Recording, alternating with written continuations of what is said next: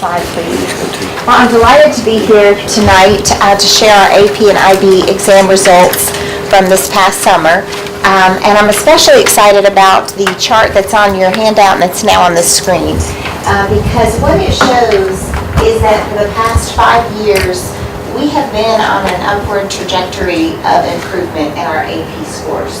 And also, we have increased the number of students taking AP exams and the number of AP exams we give.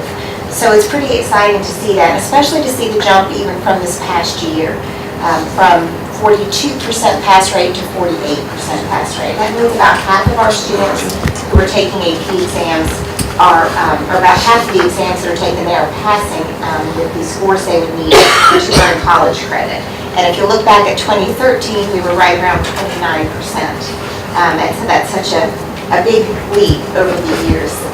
When we say pass, and I know there's some different terminology for the scores. What is a pass score? That's a really good question. AP exams are scored from 1 through 5, and a passing score is a 3, or a 4, or a 5. Some colleges will give 2 credits if a student makes a 5 on an AP exam. For example, AP Language or AP Lit, if they make a 5, they may give them English 1101 and English 1102 credit, some colleges. Now, I've also seen online where they do show a score. Does the state release scores of 4 or 5, and is that a different category, or is it 3 to 5? Is it pass is pass? Pass is pass, and if they probably do release something about the 3s, the 4s, and the 5s. And then they also release the average score for each exam. And so a district can look and see when they have exceeded the state average or the national average in a certain AP exam area. And for us, even though it's very exciting to be at a 48% pass rate after we were 5 years ago to 29%, it is still not where we want to be. We would like for that to continue to improve. And by no means are the AP coordinators or principals or teachers satisfied with the 48% pass rate, but we are gratified by the improvement. Before Lori goes on, also let me just, because it really is pretty astounding when you look at number one. Not only did the scores go up significantly over the last 5 years, if you looked at them over the last 10 years, you'd see equally incredible increases, but the number of exams. The easiest way to go up with AP or SAT exam scores is to give fewer exams. We have consistently given more and more and more exams, and then when you couple with that the fact that the International Baccalaureate exams, which are on an equal level of rigor as the AP, you're the only district this size in the country with 3 International Baccalaureate diploma programs. And so if you put those two together, the results would be even more astounding in terms of when she goes over IB results. And then when you start to include the explosion in Move On When Ready college courses that our students are taking, keeping in mind, remember at early college last year, we had almost a 99% pass rate on students, high school students, who matriculated into college level courses, 50% of those being first generation college goers. And so it's all pretty astounding when you look at it as a package. This is great news. It would be great news if all we had was an AP program. But you start thinking of it holistically along with IB and with the Move On When Ready dual enrollment, it's pretty overwhelming. You guys have done an incredible job. And I think it really points to access as well, that we really have a proficiency view of students, and that it's not just at the teacher level, it starts with leadership. And so more and more students are encouraged to take AP courses or IB courses or dual enrollment. And as Mr. Schofield said, at one point several years ago when we were looking at this pass rate, we were thinking about maybe we should only let students who are being really successful take the exams, or maybe we should not let students take AP courses unless they meet certain requirements. And we do a lot of advisement, but we have an open door. If a student wants to challenge themselves, we will provide the support so that they can be successful. And the AP coordinators in the high schools that began there in their 3rd year this year, that has been instrumental in the success as well. Okay. One thing I did want to mention too, Chesty High School and Flowery Branch High School made large gains in their pass rate. Flowery Branch High School went from a 50% pass rate last year to a 59% pass rate this year. And again, giving more exams than ever, which is very exciting. And if you'll turn the page in the handout, you'll see information about AP Scholars. It used to be 4 or 5 years ago that a lot of times students didn't even know they were AP Scholars. We kind of got this notification, we'd be like, well, that's kind of neat. And the AP coordinators have really changed that at their schools, and you can walk into some of the high schools and see they'll have a wall dedicated to their AP Scholars with names written down saying these are the students who are AP Scholars. And then they have advisement sheets so that when they're talking to 9th and 10th graders, they're not just saying, do you want to take an AP class, but they're saying, what AP classes would you like to plan out so that you can be an AP Scholar? So they're really shooting for higher and higher achievement there and being very successful, as you can see how they've gone up from last year. And I will point out also for Chesty High School, they had 13 AP Capstone diplomas. The year before, they had, let me look at it, 5 diplomas. That was their first year, 13 this year.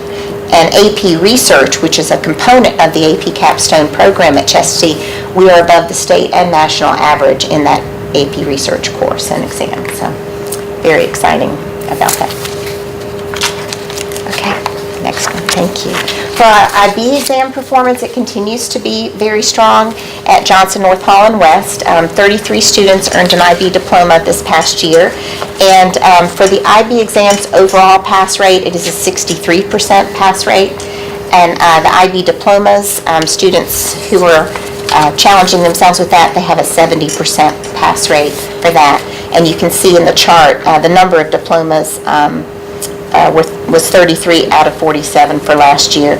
And we also offer now at West Hall High School the IB Career Diploma. And it was exciting to see 5 students out of 6 earn the IB Career Diploma this past year. And that continues to grow. Both AP and IB are still flourishing with enrollment. And again, as Mr. Schofield pointed out, that's with a lot more students challenging themselves with early college and dual enrollment as well. The IB coordinators at the schools usually serve as the AP coordinator as well, and often a program of choice coordinator. And we so appreciate how you have supported the IB coordinators and the IB programs over the years. And then the last slide is just the same chart here, but the last page is just the document that I've been sharing with you for many years, that the IB success rate for diplomas since 2010, the first year we offered IB diplomas. Do y'all have any questions? I know we offer a lot of different things at school. We go on to STEM at North Hall and the IB. And if you look at the diploma numbers, they've been fairly steady. At some of this, well, I'm just looking at West Hall, on the regular diploma, that number's been steady. Johnson increased. What do we expect in the future? I mean, are we still trying to grow the program? Is it competing with too many other things? I mean, how can we sustain the IB program at all 3 schools? That's a really good question. Initially, when we started the IB programs, they were kind of the big thing at those 3 schools, and they continued their AP programs, and so all 3 of them do have AP programs as well and AP courses. But with dual enrollment in particular, I think that holding steady about this number, it has been what's happened the last couple of years, where we do find that there are 10, 15, 20 students at each high school who say, I'm doing the full IB diploma program. They do that for a variety of reasons, but a lot of times it's because they're looking for some of those Ivy League colleges, or they feel like that's the right fit for them. The thing about the IB program and the AP Capstone program is it's more than just courses. It's not just I'm taking 6 IB courses for 2 years and taking all these exams. It's really about what they're trying to instill in the students. The IB Learner Profile, which is students becoming inquirers, risk takers, caring, principled. These are woven through the IB programs for 2 years. So I feel like the students who challenge themselves with that are doing it not just for college credit, but for some of those components as well. But it's hard for me to imagine that those programs would grow significantly when we have so many dual enrollment opportunities. At the IB schools, the principals do look at an AP class and an IB class and their exam results, and will sometimes say, instead of offering AP language, which maybe had a 50% pass rate, we're going to continue only to offer IB English, which has a 95% pass rate. So the IB courses and those exams continue to also hold steady like AP classes would. Another question is, you look back beginning in 2009 and 10, have you heard, do you know of any success stories from those diploma candidates and what they're doing now? And I mean, obviously they've gone through at least 4 years of college, if not more, or successful jobs. What are some success stories from the program? Yes, well, I know so many, so I could talk a long time about them, because I was the IB coordinator at West Hall at that time. So some of those are my very dear students who are doing a variety of things. One thing that's interesting is many are going to graduate school, pursuing things like medicine, becoming doctors, and so forth. They have branched out. They've done study abroad. Many are bilingual.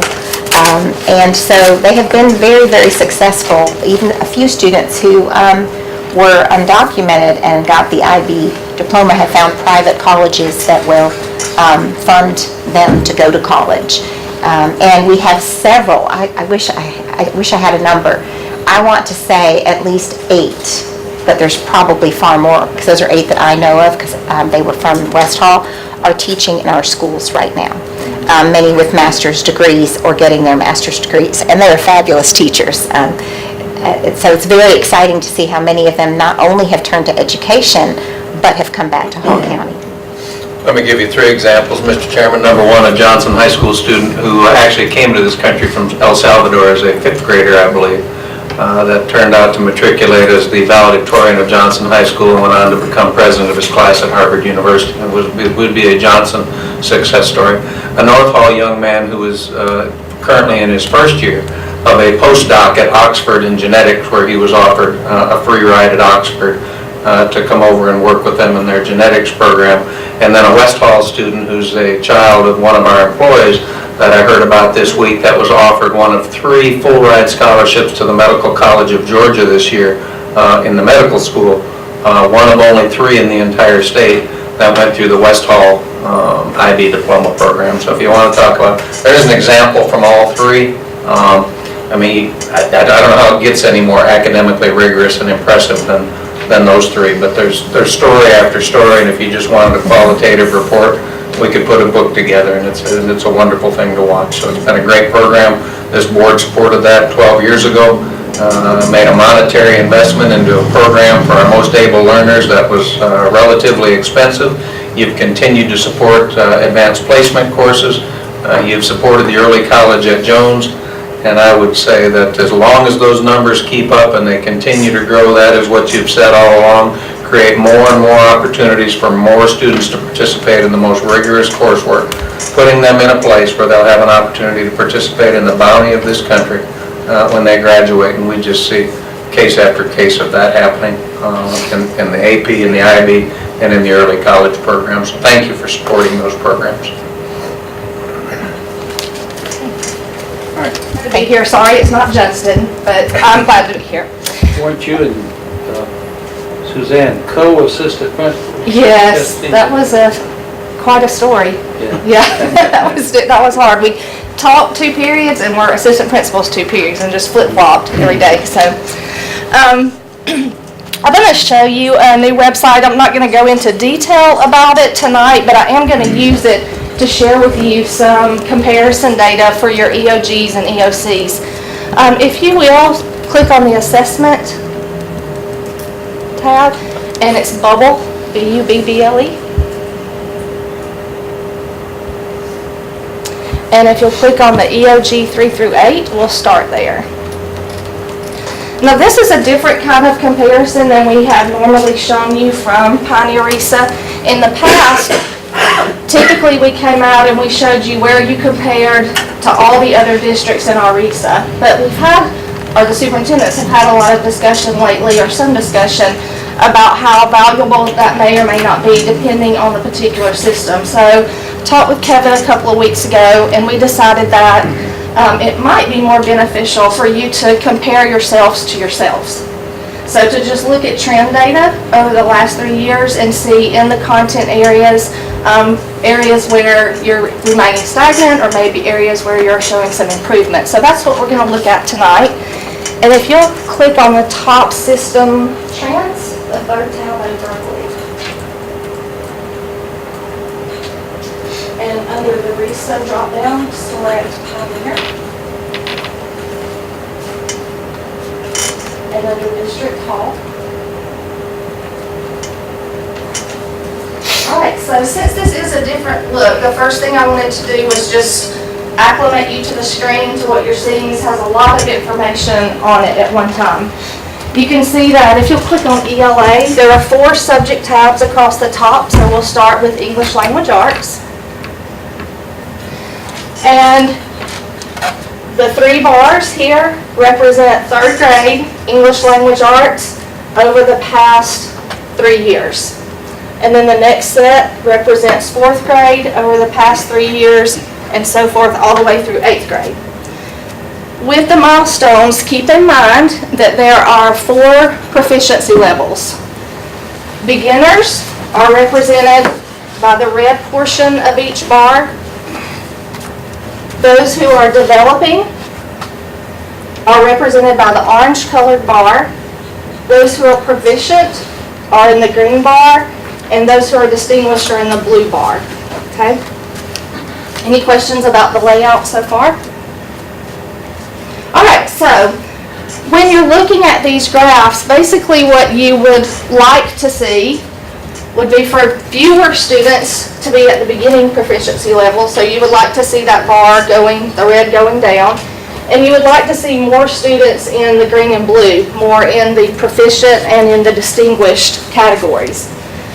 So let's take a look at 3rd grade ELA, and that's sort of hard to see, but you can see that the year before last, you had an increase in the percent of students who were at the beginning level in 3rd grade, and last year that dropped.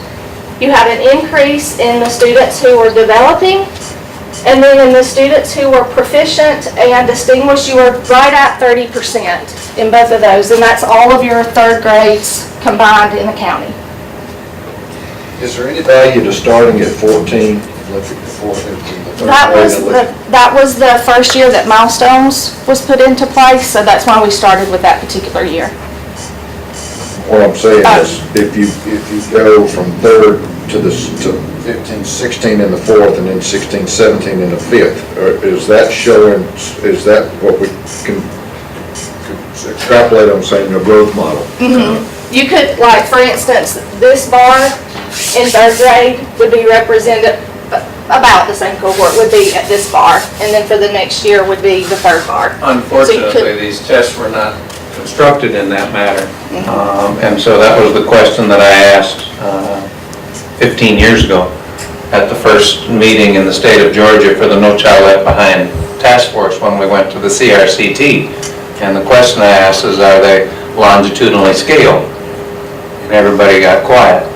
And I said, in other words, is a barely proficient 300 score as a 3rd grader and a barely proficient score of 300 as a 4th grader, as a parent, can I say that's a year's growth?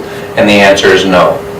So as much as you would like to be able to say that, Mr. Chairman, and what you could do with an ITBS with a criterion reference score is say yes, they were not designed that way. So it would be nice if they were.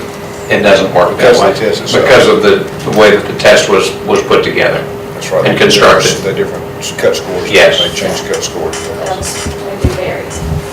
They are not vertically aligned, Right. which is really unfortunate. So if we move to 4th grade, you can see the same trend as you saw in 3rd grade, where you had a spike in the percent of beginning learners, but then that dropped down, which is what you want to see happen. And you had in 4th grade, almost 26, 36, 37, about 37% of the students in the proficient and the distinguished range. So that's very good. 5th grade, the same, but not quite so significant with the percent of students who are at the beginning level. And if you'll hover over this blue bar, that was 4%. So again, above 30% of the students in 5th grade in ELA are performing at the proficient and the distinguished level. Now, if we look at 6th grade and 7th grade, they are very similar with the percent of students who are at the beginning level, and that number looks like has increased over time. But if you look at the percentage of students who are at the proficient and the distinguished level, you'll see that that also has not increased as the other 2 grade levels have. 6th grade and 7th grade see the same kind of trend. 8th grade looks similar as well. But the percent of students who are at proficient and distinguished in 8th grade last year rose to almost 38%. So you're showing some improvement over time over the course of the test. Any questions about ELA?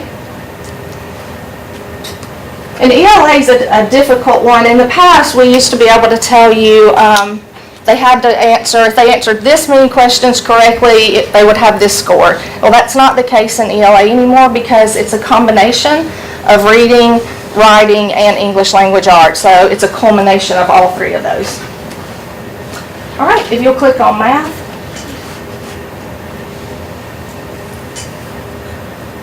So beginning with 3rd grade, that one over the past 3 years, it looks like it's pretty much been the same. Not a lot of change in the percentage of students at each proficiency level.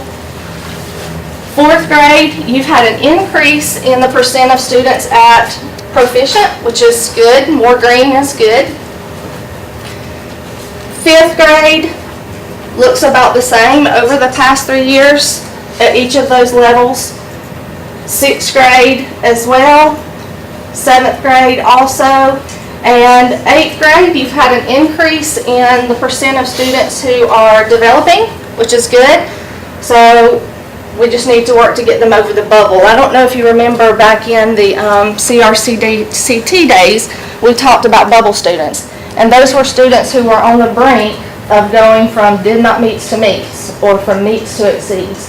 And we're encouraging teachers and schools, administrators to look at this data in a very similar way now, so that they can identify those students who are really close to going from beginning to developing, and those who are really close to developing to proficient and so forth, and really honing in and doing some targeted intervention with those students to try to get them over the hump. Holly, do you mind if I interrupt for a Please. second? I wanted to tell the board at this point that we actually have several principals that they will call upon Tracy Bishop here at the district office. And even though they have access to it, and we actually show the schools how to do this for themselves, but we're more than willing and glad to do it here at the district office, is we'll generate a list and we'll say, these 7 students are at the very cusp of going from beginning to proficient. These 8 students in this grade level in content are at the very cusp of going from proficient to distinguished. These 6 students are at the cusp of going from very beginning to so forth. So we actually generate that list. I bet you, I would say, close to half of our elementary schools actively work that data like Holly's referencing there. Yeah, it can make a huge difference. Just 6 or 7 kids will make a big difference in a school. And if they're that close, it makes you really want to get in there and intervene and dig in. And times, we have teachers that I've heard of that they take their lunchtime and they take a small group during lunch and do interventions with them, or enrichment with the kids who are almost to distinguished. So depending on what that set of students' needs are, then the teacher can really target what the curriculum is and what the student needs are of the students. All right, if you'll click on, any questions about math? Okay, science. So you'll remember that last year we did not give science milestone in every subject area. So if you'll just focus on 5th grade, it has all 3 years. And you can see that it's remained pretty level with the percent of students who are beginning. The percent of students that are developing has actually declined, but that's good because you notice that you have a much larger percent now of students who are proficient in 5th grade in science. And the other grade level that we still give science in is in 8th grade. And the percent of students at beginning has increased over time at that grade level. Kevin, I don't know, do you have any thoughts on that? I don't know. Sorry. No, I was gonna say, it's Don't not, put on spot. not a thought I want to share with regard to, I would like for it to be better. I will say, if you notice on that same data set, that the number of distinguished and proficient has also increased. So it's that middle group there that we really need to work on and concentrate on and getting some movement there with regard to that. I think that's interesting. In other words, we have more kids that are at proficient. We actually, unfortunately, also have more kids that are at beginning. Right. And having a large group in the developing stage is what we're seeing as most common throughout all of our RESA districts. So that orange bar is where typically the majority of our students land. Kevin Heidel, let me ask you this question. With 90% of our middle schoolers now taking high school level courses, the several hundred middle school students who take physical science and pass it, where are they? At the high school. That's a great point. They're not in the 8th grade scores because they no longer make those kids take both assessments. Years ago in the state, when we had a kid that was in 8th grade taking 8th grade science, but actually not taking 8th grade science, they were in a Carnegie physical science 9th grade class. The kid actually had to take 2 different assessments. They had to take the CRCT or the end of grade test, and then also take the end of course test for the high school course. Now the state only requires those students to take the end of course, which is, by the way, a great decision, less test, but you're going to see it, the results of that in a different data set in just a second, which is extremely positive, and one of the reasons why you probably see a little bit skewed data here with regard to science. And it's the reason that you would see, and it would be significant. You take a couple hundred of our most able middle school students out of English, science, mathematics. We don't do it in social studies. Guess what happens? I mean, they pop into the high school numbers. And so that is not, the fact that they let them, which again, great decision. Shouldn't be taking a test to a class you've never even had, even though they did just fine. But that would explain the red demand. That's why I was asking the question. Good point. Great question, great point. All right, social studies. Again, with social studies, we'll look at 5th grade and 8th grade. 5th grade, you have an increased percentage of students at proficient and distinguished, so that's positive. That's something that you want to see. And as Mr. Schofield said, all of the students are going to be represented in this number for Hall County at the 8th grade level, because they are not taking a high school course for credit in social studies. That's correct, right? Correct. All right, so 5th grade looks good. You're showing improvement in the percentage of students who are proficient and distinguished. And then if we look at 8th grade, you're showing a significant improvement in the percent of students who were distinguished from the previous year to this year. You had an increase of 2%, which is good. So you're at 39% of your students in 8th grade who are proficient or distinguished on the milestones in social studies. And this probably proves what Mr. Schofield just suggested to be the case, because in 8th grade, there is no Carnegie course that we offer for our 8th graders. They all take Georgia Studies. So this would be indicative of all of the 8th graders taking an 8th grade assessment, in this case, social studies, and you see the green and blue bars there are much more significant, which again, it's the same kids, except the other data was missing those kids that were in the Carnegie course. Okay, if you... Before you move on, can I do something real quick? Yeah, go ahead. I didn't tell Holly I was going to do this. One of the things I like to tell the board, The way I look at the data is also a little bit different in the fact that you really want your students to be, you want to have more green and more blue. And Mallory, if you'll do this for me, we're going to start here at social studies and work backwards, but what I see is just a basic trend of, notice how kids, when they're in elementary grades, early elementary grades in Hall County, the green and blue are a little bit smaller, but as a general trend, as it gets towards 6th, 7th, and 8th grade, the green and blue increase. Show that for science And so here's science. And again, with that one exception, which we just talked about why that is, you'll see, for the most part, I see as we go to the right, we tend to see more in the green and blue. And then go back to math. I see the same thing. I see small here, and then as they go across from middle school, again, here's where some of our kids take Carnegie Math, so forth, but that same trend. And as you go back to ELA, I think you see the same trend. I track this data, I've tracked it for years, I've tracked it before I got here to the district office. What I believe it tells you is that we have kids, whether it's language acquisition challenges, whether it's poverty issues or so forth, that when they come to us in early elementary grade levels, they're still trying to play catch up. I think our district, for the most part, does a great job, and as our kids go through our school process, I think you will see they get better and better and better. I think that's why we end up getting to a higher graduation rate that's way over the state average. That increased again this year by 0.7. Now, again, still 3 percentage points above the state average. But I see positive movement as our kids come through our school processes here in the Hall County School District. And I'll let you show the same for EOCs. You're about to see the high school results, and you can see if that theory holds true. Look at that on individual school basis too. We do. We do. Go back to the assessment tab. The top, very top.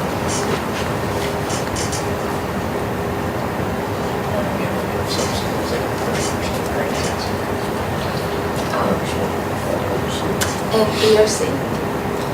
All right, so we'll take a look at end of course tests. It's formatted in the same way if you'll go to Pioneer Visa.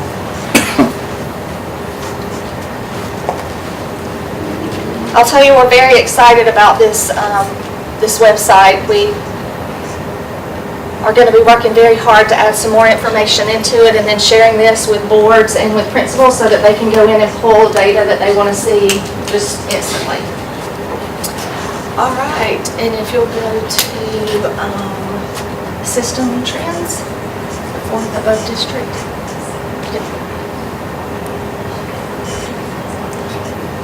Start over, so they're Pioneer and then Hall.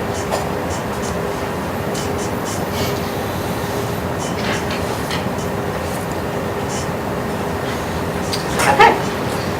So this is the system trend data for your EOCs at all of your high schools. The first set of bars represents 9th grade lit, and you can see that's a very good trend over time.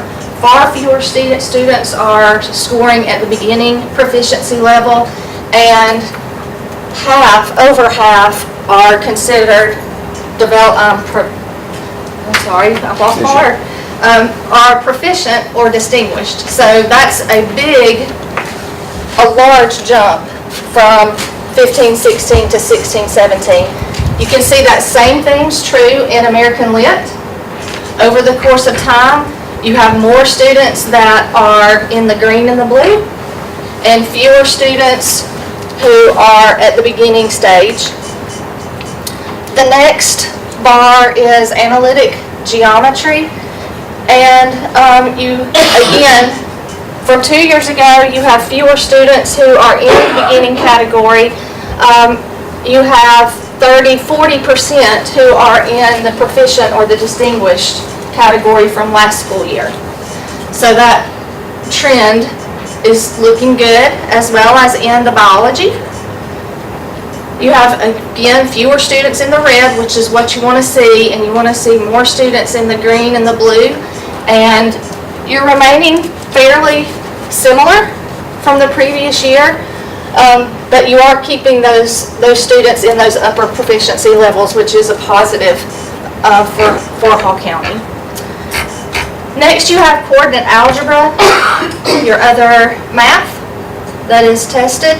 And again, a positive trend. You have close to 40% of the students that are in the top 2 proficiency levels, which is what you want to see. Economics looks about the same. Over the course of the 3 years, you have roughly the same number of students at coordinate algebra.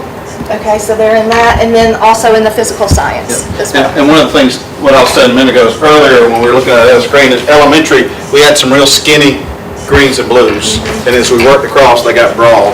Well, now you're in high school, and you can't, so if that's your theory is, we get them ready for high school, and by the time they get to high school, they graduate well. These bars better be consistent. They better be pretty, very similar in size, and you shouldn't have a lot of really narrow ones. This isn't a great one for analytic geometry back in 2014-15, but you'll see a lot more consistency here, and I think you'll see it indicative of some data sets I'll share in just a second. But again, it's an excellent example of kind of where we are as a district, and as our kids come through our schooling, I think that it works out well for them. Anything else, Holly? No? Do you have any questions for me? Thank you. Okay, you're very welcome. Now, if you'll pull up that last file I think we attached, is current rankings and so forth. Probably at the very bottom. Yeah, right here. So one of the other ways I analyze this data is, and it actually goes, Nate, to what you were talking about, is it's kind of hard to look longitudinally across it. The tests change, the kids change, you have transient students. It makes it really hard to kind of say, where are we at? Is it good? Is it bad? Or so forth. So one of the things I like to do is I actually like to do a comparison against all other districts in the state of Georgia. So, there's roughly 195, and there's a few more because of some charter systems and so forth, districts across the state of Georgia. What this spreadsheet shows you is out of those 194 districts, where do we rank in Hall County, and where did we rank in the last couple of years before that? So, for example, here in third grade ELA, out of 194 districts, we ranked 114th, and that's nothing to per se celebrate. I would love for that to be better. I'd love for us to rank in the top 50 or the top 75. But the fact of the matter is we ranked 114th out of 194. I'm not here to sugarcoat where we are. In third grade math, we're ranked 140th out of 194. My color pattern here is if we stayed the same or improved from the previous year, it's green, and if it did not improve and it actually got worse, I turned it red, or a pink color here shows up. So out of 114 out of 194 districts, 114th out of 193 districts, that's a little bit better, not great, but you'll see that. So I do the same thing as you go through with fourth grade ELA and fourth grade math. Remember, we no longer do third grade social studies. We no longer do fourth grade science and social studies. And you'll see these rankings as they come through. Now, is it a mixed bag? It absolutely is. If it was all straight reds, you would know we're actually losing ground to folks across the state this year. If it's green all the way up and down, it means we're gaining ground on every single area, every single content. And notice here, it's a mixed bag. About half the times we're gaining ground, about half the times we're losing ground with regard to how we rank. But pay attention to me as the kids come through our school. Notice that the 140s in middle schools all of a sudden becomes hundreds and 90s. And when you get down here to high school, and Mallory, scroll down a little bit more if you will. Notice how all of a sudden those numbers get a lot better. And all of a sudden out of 188 districts, we're 66. And out of 184, we're 57. Top 40%, top 30%, top 30%, top 25%, top 25%, top 45%, top 35%. And only economics, which was a little bit down, don't really have an excuse for it, was that not the case? It would be bottom 50%. I mean, it's not the bottom, but it's... This right here, even though this turned red because we were 13th out of 86, which would have been like top 10%, and now we're top 25%. And you say, why do those numbers vary so much? Remember, across the state, we had choices as districts. Some schools, districts, stayed taking coordinate algebras. Others went back to just algebra. Some stayed discrete. Some stayed integrated. That's why not all districts are in the counts. But this is a very honest count. Very much, this is where we are out of those districts to see, did we leapfrog several or did we lose ground to some? And it really gives me a gauge in my department to say, man, we really need to keep our eye on the ball. But one thing I'm extremely proud about to present to you tonight is, people can come before this board and say we don't pay attention, or are we getting better, or are we getting worse? And the truth is, in some places we're getting better, in other places we've gotten a little worse and we need to do better. But I love the fact that that is a tremendous trend to see, that while our kids may in some of our schools start a little bit farther back than we'd like for them to, by the time they come through our schools and hit our high schools and take those end of course tests, they tend to be top 25, top 30% performers. And that's awesome to me. And I would ask this board, would you rather have it the opposite way? Where they start at top 25%, they go through your school district, and then they finish in the bottom 20% of the state. That's not what happens in our district. And again, these are the real numbers, and I would love for them to be better than they are, but at the same time, I'm actually proud of what it shows trend-wise going through the data sets. And to me, it's very positive what you see as we get through high schools here and so forth. This is the same data that Holly shared, just in a different comparison. Instead of saying comparing Hall County just to Hall County, this is saying this is Hall County in reality compared to those 190, 195 school districts across the state. So, questions about that? I kind of get back to what I brought up before. I mean, look at these numbers, and if we could be consistent for just a little while on making cut scores and the tests that we're using and everything like that, you can just kind of draw some of those conclusions. I mean, I see exactly what you're pointing at. But, 5 years from now, we're gonna go back to the same trends. No, because what's the history of this state? We changed the tests, we changed the cuts. They don't mean anything. And it would be great to get, I've been on this board 16 years with my friend here. We've talked about the same thing, whether it's been No Child Left Behind, but adequate progress or not. It's proficient, it's beginning. I hope we stay with something where we can figure out ourselves, where we are. Talking back to Lori about IB, where are some of those kids now? We've got some success stories there that we can follow out. There are a few of them, but how do we really tell how good we're doing without changing the whole schematics and milestone and CRC team? I hope we can get on some kind of path to have a big system of labeling the schools as well. I'll get off my box. I think the future is very promising, that there's signs that at least for a little while, they're going to leave the assessments alone. They've actually, obviously, we talked already this year about the fact they've decreased the assessments. I think that's very positive. But as far as the assessments themselves, I think we have some hope that we're going to have some consistency with regard to that. And then it also, we should say this, we don't just sit here and analyze at the end and say, I hope we do better next year. We put a tremendous emphasis this year. Mr. Schofield's been out to each of our 6 clusters.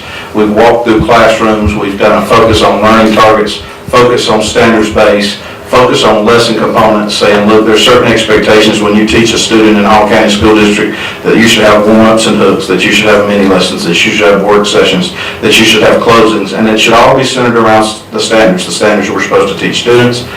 Actually, I feel, knock on wood, I feel pretty confident that we're going to make some gains there as well when we're actually teaching what we're supposed to be teaching. And we have great teachers throughout our district and several that I'm the last person that should be telling them what to teach, but we have others that it's been a really positive experience this year to have their superintendent and to have district leaders walk through schools, walk through classrooms, and give feedback to their building leaders to make sure we're where we need to be as a district. So I am encouraged about where we're going, Nate. It would have been nice not to miss 5 days of instruction in September to a hurricane. Other than that. Absolutely. But this time, I think that closes up as far as our board training module for student achievement. Holly, we appreciate you being here tonight.